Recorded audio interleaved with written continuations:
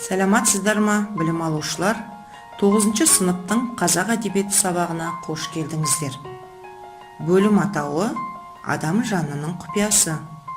Сабақтың тақырыбы Төлеген Айбергеновтың «Сағыныш өлеңі». Сабақтың оқу мақсаты автор бейнесінің идеялық, стилистикалық тұтастырушы ретіндегі рөліне талдау жасау. Бағалау критерийлері: өлеңнің тақырыбы мен идеясын анықтайды. Өлең жолдарындағы автор бейнесіне мінездеме береді. Идеялық, стилистикалық тұтастырушы ретіндегі автор рөліне баға береді. Құрметті оқушылар, ой шақыру кестесіне назар аударайық. Алыстың арасын қосатын сезім қалай аталады? Таңданыс, арман, сағыныш, толғаныс. Әрине балалар, алыстың арасын қосатын сезім ол сағыныш екен. Төлеген Айбергеновтың поэзиясы оқырманын сағынышпен баурайды. Ақын сағыныш жоқ жерде махаббаттың да, бақыттың да, адалдықтың да болмайтынын өз жырларында айтып өтті. Сағыныштан бастайтын ақын өлеңінен қазақ поэзиясының тамаша бір самғауын көресіз. Шексіз сағыныштың ақынның жұдырықтай жүрегіне қалайша сыйып кеткеніне қайран қаласыз. Төлеген Айбергеновтың лирикалық өлеңдерінің шыңы ол сағыныш өлеңі. Бұл толғау, сөз жоқ 20 ғасырдың 60-70 жылдар поэзиясының шырқап бір салған әні, шауып бір шыққан шырқауы деуге болады. Олай болса балалар, Төлеген Айбергеновтың сағыныш өлеңін тыңдаймыз.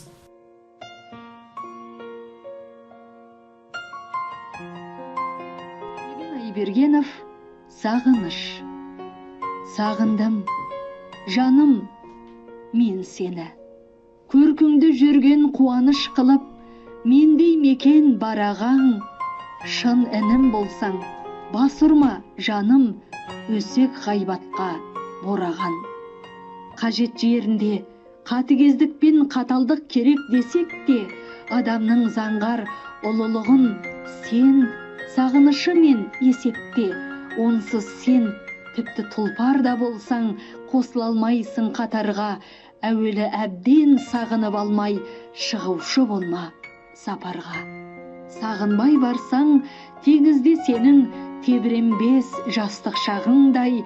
Бұлбұлдың даусын ести алмайсың, бауларға кірсең сағынбай. Сағынбай барсаң, таулар да сенің алдыңнан шықпас асқақтап. Ойлауың мүмкін, дүниені мынау кеткен екен деп тас қаптап. Өлеңді тыңдап болсақ, ақын ұғымындағы сағыныш ол қандай сағыныш? Өлеңнен ақынның бейнесі қалай көрініс тапқан? Ақынның туған жерге деген жүрегі қандай? Өлеңнің тақырыбын, идеясын, өлең жолдарындағы автор бейнесіне мінездеме жасайық.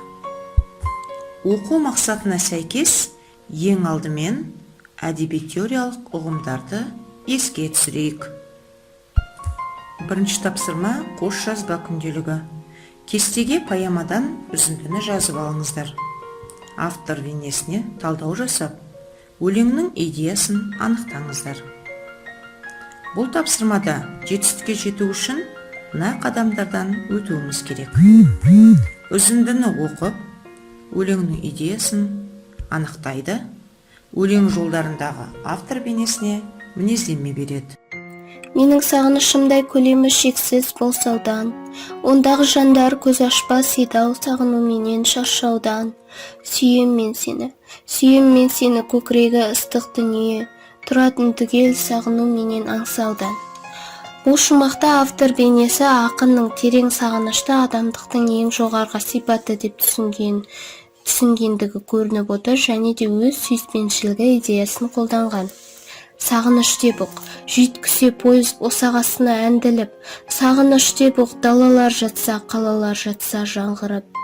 О сәлем саған шартарап қырға жұлдыз боп ағып баратқан өз жүрегімнің түкпіріндегі тұңғиық түпсіз мәңгілік. Бұл жерде ақынның жұдырықтай жүрегімен алып сағынышқа ие ақын екені көрініп отыр. Сондықтан кең дүниеге мәңгі ғашық көзбен қараған болатын ақын.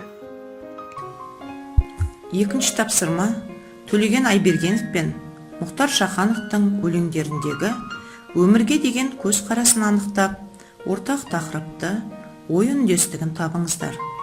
Бір сөйлеммен түйінді сөз жазыңыздар. Дескрипторлерге мән беріп отырыңыздар.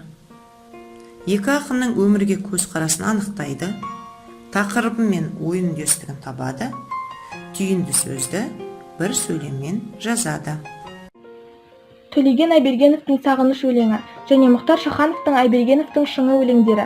Төлеген Айбергеновтың сағыныш өлеңінде өзінің туған жеріне деген сағынышы туралы жазған. Өлеңді інісіндей Мұхтар Шахановқа арнап жазған. Сағыныштың ұлы сезім екені жайлы көптеген мысалдар келтірген. Мұхтар Шаханов Айбергеновтың шыңы өлеңінде Айбергеновты батыр, намысшыл данаға теңеген, махамбеттен кейінгі елді таң қалдырған рухты деп жазған. Екі өлеңге ортақ тақырып шынайы асқақ рух пен құрмет. Түйін сөз адалдық, адамдық қасиет рухани биіктіктерге жетелейді. Сабағымызды одан ары қарай жалғастырайық. Енді шығармашылық жұмысқа кірісейік. Өлең мазмұнын түсіне отырып, өздеріңнің сағыныш сезімін бастан кешірген сәттеріңізді еске түсіріп, автордың өлеңдегі айтар ойын қара сөзге айландырып жазыңыздар. Бағалау критерийіне назар аударып отырыңыздар.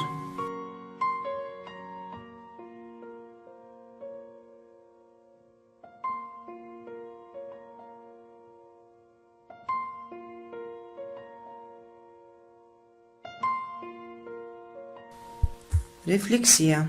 Айбергенов шыңы. Оқушылар өлеңнен ақынның қандай бейнесін көрдік? Бір сөзбен немесе сөз тіркесімен шыңдар басына жазамыз. Кішкене деме жүректі, кішкене жүрек алып сезіммен діретті, талай тарлан сағынышын сыйдырып, ақыл мен кең дүниені түлетті деп Төлеген Айбергенов ақынға арналған бүгінгі сабағымызды аяқтаймыз.